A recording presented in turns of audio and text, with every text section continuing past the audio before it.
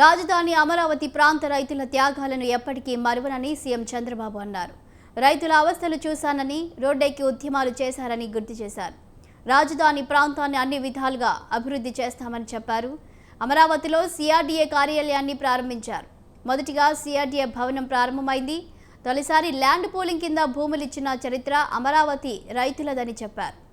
రాబోయే రోజుల్లో ప్రభుత్వ, ప్రైవేటు భవనాలు వస్తాయని, రాష్ట్ర విభజన జరిగినప్పుడు రాజధాని కూడా లేదని చెప్పారు.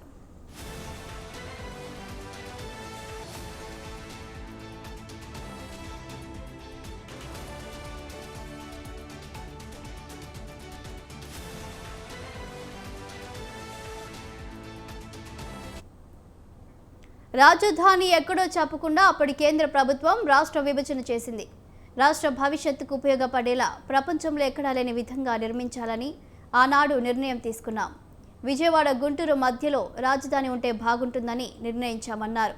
గతంలో హైటెక్ సిటీ నిర్మించినప్పుడు నా విజన్ చెబితే అవహేళన చేశారు. హైదరాబాద్లో 5,000 ఎకరాల్లో ఎయిర్పోర్ట్ నిర్మించాం. ఎయిర్పోర్టుకు భూమి ఇవ్వాలని ఆనాడు కోరితే రైతులు వెంటనే ఇచ్చారు. అక్కడ భూములు కొన్నవారు బ్రహ్మాండంగా బాగుపడ్డారని చంద్రబాబు చెప్పారు.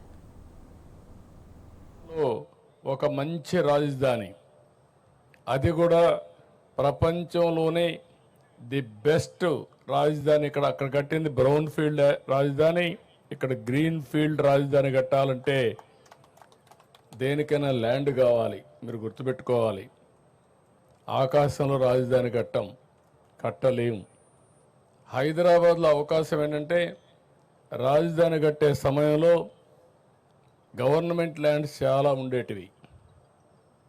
మొత్తం సైబరాబాద్ ఏరియా అంతా కూడా. దానికి కారణం నిజాం పరిపాలనలో అక్కడంతా కూడా డెవలప్ కాల.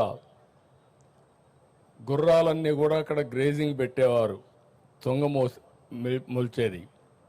అలాంటి ప్రదేశం చాలా గవర్నమెంట్ ల్యాండ్స్ అని కొంతమంది హైదరాబాద్ నుంచి పాకిస్తాన్కి వెళ్ళిపోయి ఆ ల్యాండ్స్ కూడా వదిలిపెట్టిపోయారు.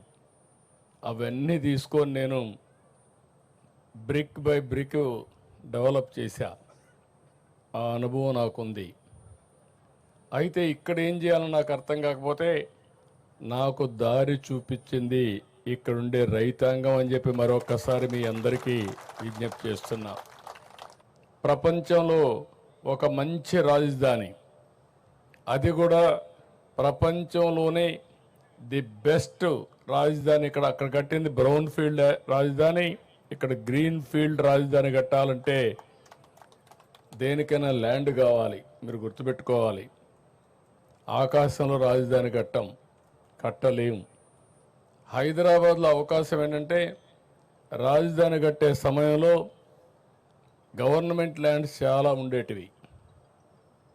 మొత్తం సైబరాబాద్ ఏరియా అంతా కూడా. దానికి కారణం నిజాం పరిపాలనలో అక్కడంతా కూడా డెవలప్ కాల.